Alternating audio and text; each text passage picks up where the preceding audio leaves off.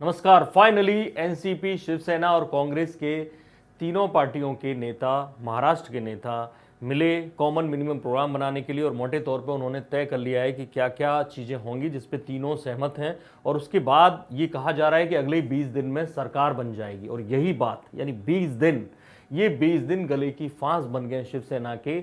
उसकी वजह भी है। अगर मैं आपको कुछ चीज़ें बताऊं, सोचिए जयपुर से जो कांग्रेस के विधायक गए थे उनको वापस मुंबई लाया जा चुका है, लेकिन अभी तक जो मलाड के रिसोर्ट में, होटल रिट्रीट में जो शिवसेना के विधायक थे, अभी भी उनको आज़ादी नहीं है कि वो अपने घर जा सकें, घर वालों से मिल सकें।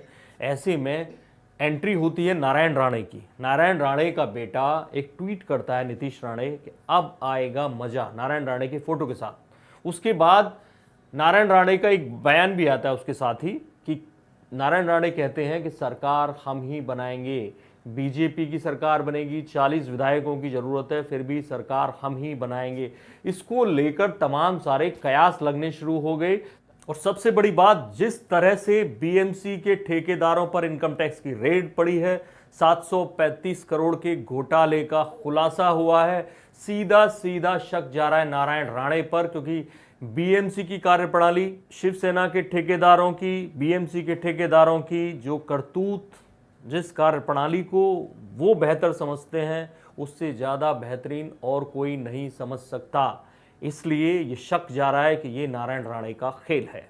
दरअसल नारायण राणे शिवसेना के साथ इतने करीबी से जुड़े हुए हैं कि जितने लोगों को उद्धव ठाकरे नहीं जानते होंगे, जितने लोगों से, यानी लोगों से मेरा मतलब है जितने भी शिवसेना के जिला प्रमुख हैं, जितने भी लोकल नेता हैं, जितने भी मंत्री हैं, जितने भी विधायक हैं, जो मंत्री रह चुके हैं, हम जिनकी बात कर रहे हैं, जो बनने जा रहे हैं सरकार में, और जितने भी विधायक हैं, सबसे नारायण राणे का गहरा रिश्ता है। कभी बाला साहब ठाकरे के सबसे करीबी आदमी होते थे, लेकिन उद्धव ठाकरे ने पहले राज ठाकरे को निपटाया, फिर नारायण राणे को निपटाया। नारायण राणे बीजेपी में आ गए, लेकिन बीजेपी में वो अपनी ताकत नहीं दिखा पा रहे हैं। और अब उनके पास ये मौका है कि बीजेपी की सरकार अगर वो बना देते हैं तो समझिए उप मुख्यमंत्री का पद उनके लिए पक्का, कम से कम उप मुख्यमंत्री का पद।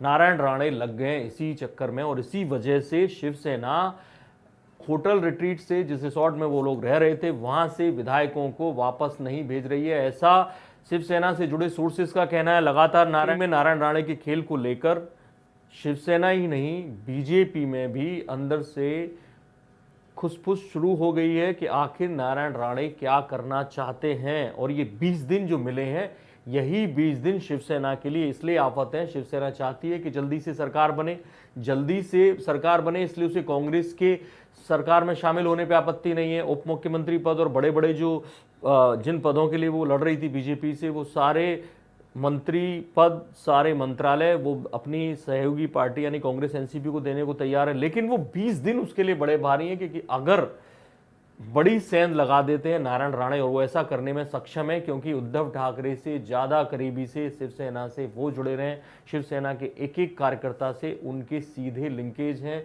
कई लोगों से जिस तरह से पारिवारिक रिश्ते हैं उनके, और जिस तरह से वो लोगों से डील करते आए हैं, उनकी मदद करते आए हैं, कभी वो कड़ी हुआ करते थे मातोश्री और उन लोगों के बीच में, अब ये खेल शुरू हो गया। और अभी ये खेल की आपको शुरुआत की जानकारी तब और मिली होगी, ये पुख्ता तब और हो गई जब नितिन गडकरी, महाराष्ट्र के दिग्गज बीजेपी नेता, का बयान आता है कि क्रिकेट का खेल हो या राजनीति, आखिर में पासे कभी भी पलट जाते हैं।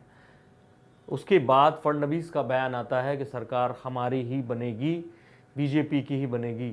ऐसे में शिवसेना की चिंताएं बढ़ गई हैं, और ख़ास तौर पे नारायण राणे इसकी वजह हैं।